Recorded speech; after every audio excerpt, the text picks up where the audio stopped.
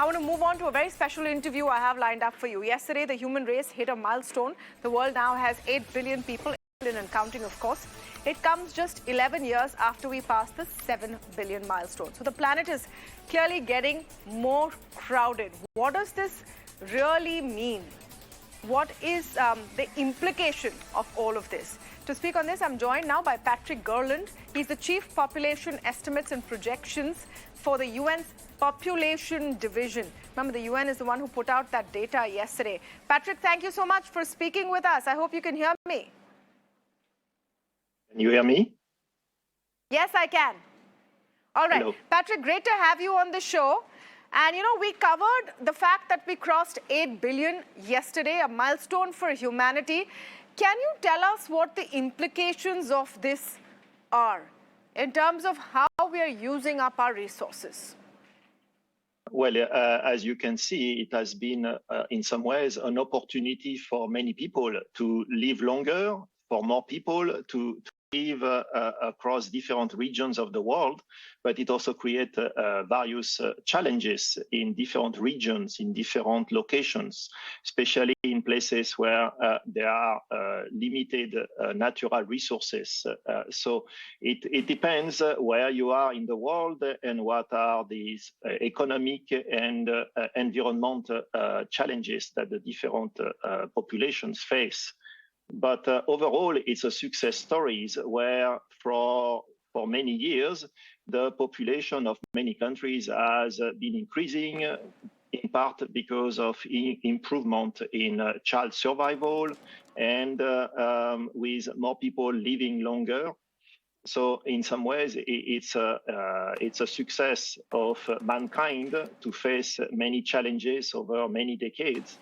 And it's an opportunity for more people to eventually get a more socio-economic. Let me put it in context from where I'm speaking. And, you know, here in India, I think we're going to have a very, very crucial role in this whole population movement. We're going to be the most populated country in the world, possibly by next year. One of the youngest populations in the world. What does that mean for India, and how important is it to track India's journey? Because here in the country, a lot of problems we have are blamed on our population. So India is one of those countries of the world that has reached a certain stage in terms of social and economic development. And in the last last one or two generations, but especially within the last generation, you have India has achieved substantial changes where the size of the families have become smaller than they used to be 1 or 2 generations ago. And as an effect, India is getting to the situation where you have a smaller and smaller number of children, and you have a larger and larger number of adults, young adults getting into the labor market.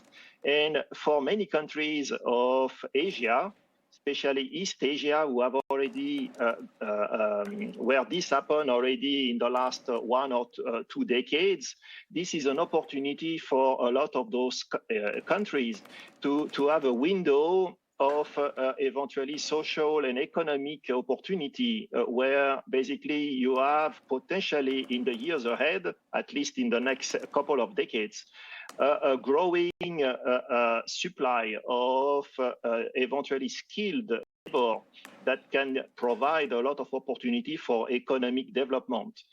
So there is a lot of potentials. The challenge is basically what would be the economic opportunities, the investment in education and in skills to basically leverage this growing adult population that is becoming more and more available in India. While in some other parts of Asia, like China, the population is aging very quickly, and there will be, in the decades ahead, more shortage of some of the poor. You know, on a broader global level, Patrick, I want you to weigh in on this debate that the biggest threat to humanity is actually a slowing population. As we age more and more, produce fewer children, we are maybe going towards extinction. And that is, a point of view many people have. Mr. Musk is one of them. Where do you stand on that debate?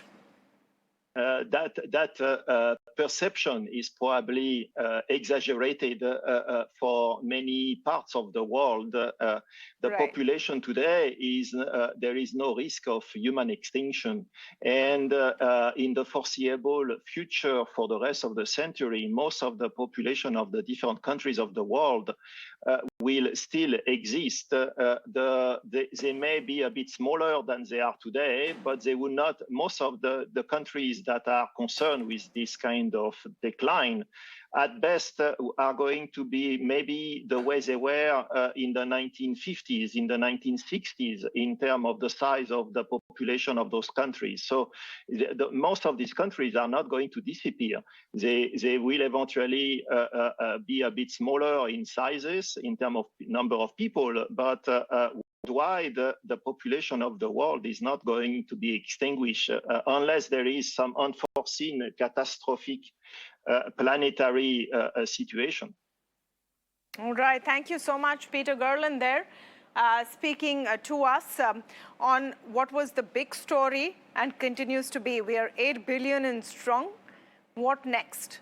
Are we going to see slowing down of growth in population and aging population? These are some of the big questions of our time. Thank you so much for joining us. We'll take a